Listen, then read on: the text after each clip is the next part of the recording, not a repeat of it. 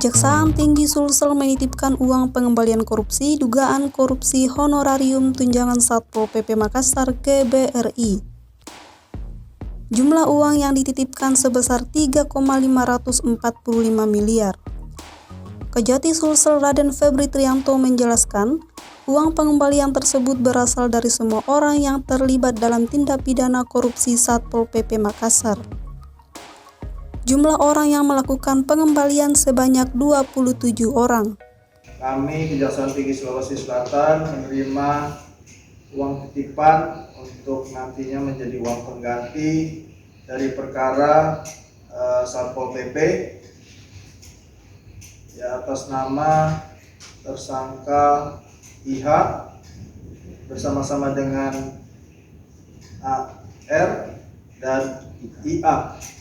Dan uang ini terkumpul 3.545.975.000 rupiah.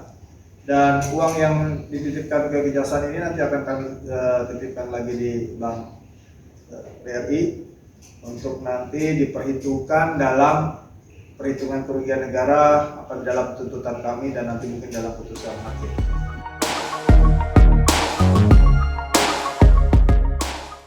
Pengembalian kerugian negara ini tidak membatalkan tindak pidana yang terjadi. Penyidikan dalam perkara ini terus dilakukan.